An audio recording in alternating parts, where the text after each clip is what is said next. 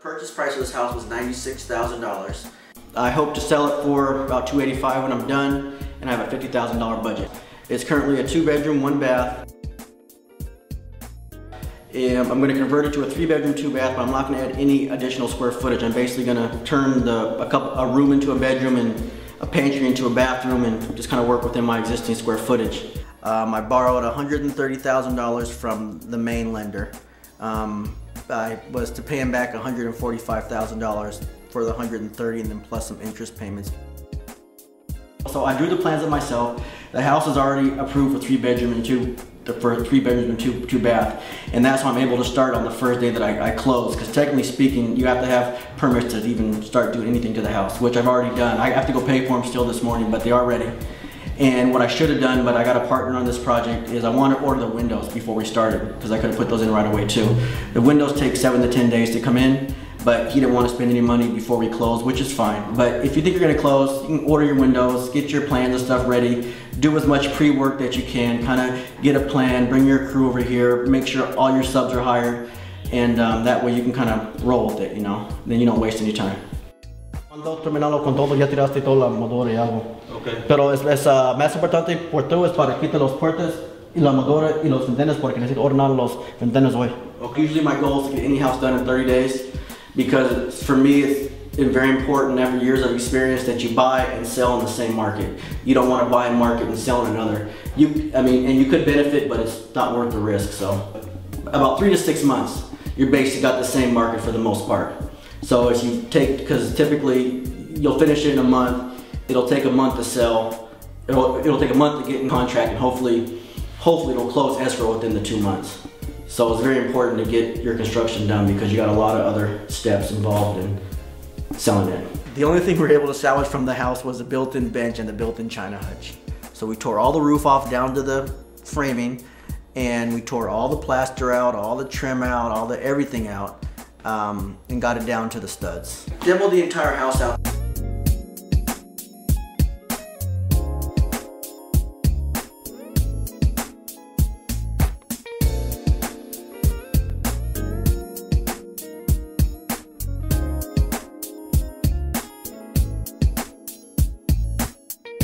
If you don't know a lot about construction, you need to find a contractor or somebody who does can kind of look the house over generally. Your other option is to get a home inspection. Definitely recommend getting a sewer line inspection. And some cities are now requiring that the owner replace the sewer line. That's kind of a new thing that's starting this year. Get a termite inspection and a sewer inspection. Try to find ways to get yourself informed as much as possible. Get some bids on the work, check your numbers, check your market on what things are selling. Do lots of due diligence. The biggest unknown expense, which I guess any construction project actually, is the amount of garbage. What I've been doing lately is I've been figuring about 3, maybe 4% of your total cost is going to be what you're going to spend in garbage. So basically, if you have a $50,000 job, you're going to have, $1,500 to $2,000 in garbage, which actually works out to be a little bit lower because on this house I had about $2,500 in hauling on this house. And you can keep your hauling costs down by doing recycling also. Like if you get your sheetrock separate, your wood separate, and your garbage separate, and your concrete separate, you can take them all to different places and usually dump them for almost free, or some bricks you can dump for free at some places if you keep it separate from dirt. I had a lot of dirt left over from another job, but the backyard needed a lot of dirt, so I use all my dirt to backfill the yard because dirt's expensive to dump. So you can keep your costs down that way. When I bought the house was in poor condition. There was a leaky roof, there was mold on the old plaster. The floor plan was not functional at all. I think it had 4 cabinets for the entire kitchen, and 1 bathroom and 2 bedrooms. So basically what we did is we gutted the entire house out, got all the mold out. Then we just kind of rebuilt it from there. There was some dry rot in the bathroom. We added a third bedroom without adding square footage. We simply turned the dining room into half dining room and half bedroom. And then there was, where the kitchen was, it was like a 5 by 8 area where the kitchen was. That actually turned into the second bathroom for the master. Your fireplace nowadays are really becoming structural issues. So most of the time, if you can save it, save it. If not, you're probably gonna have to tear it out. So we tore the fireplace out. In the front yard, we did some small retaining blocks, just because it was kind of up a little bit. So some small retaining rocks. We brought some dirt in there because it was really kind of washed out over the years.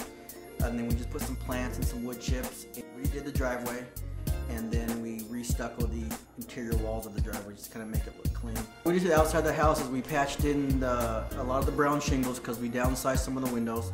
We didn't close any windows, we just downsized some of the windows. So we patched in all the brown shingles, we painted the exterior. There was even like above the front porch, there was like some old glass that was to the attic that really wasn't anything, but it was broken. So what we did is we took the original old window out, and I went and I had plexiglass put into the old window, so it still looks like glass, but it's not going to break because it's so high up. And then we just patched in some of the original architectural details and changed the roof and painted the front porch and redid the hand railing because they were too low. I think they were about 24 inches. The code now is 42 inches, so we had to raise all the hand railings, and then the balusters were too far apart. We had to build the handrail up to meet current building codes. We sanded the hardwood floors in the living room and the dining room, and actually we had to do some patching in the living room area. So we took some wood from one of the bedrooms to patch the floor, and then we just carpeted the bedrooms and tiled the wet areas. So we basically cut it in half and downsized the windows.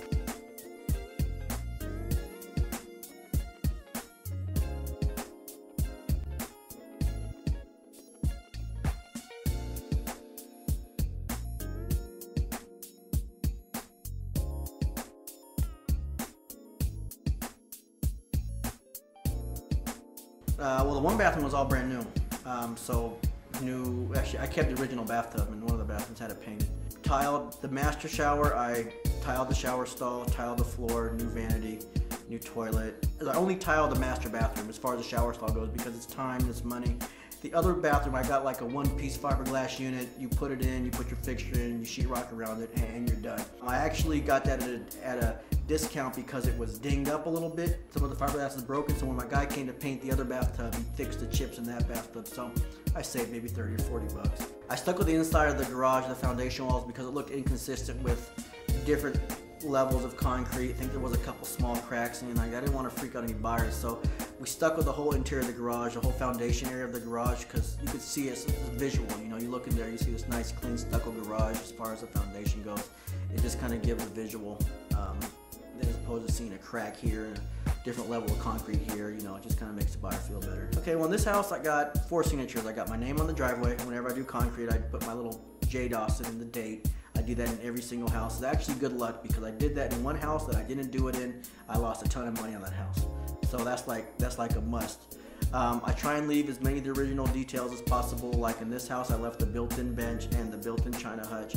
I try and throw a couple arches in where I can if it's appropriate with these 20s, 30s houses, usually appropriate. If it's a 60s style house, 50s, 60s, something newer, I'll just make it the hard square edges because that's what was period for that particular year of house. But for older houses, I always try to add an arch.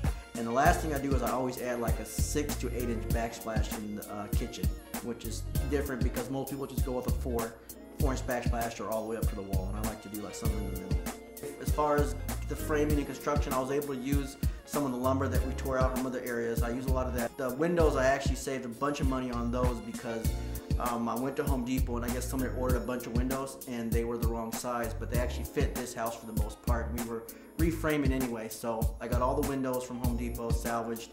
And then I got another window from the salvage yard, which was about 1/3 of the price.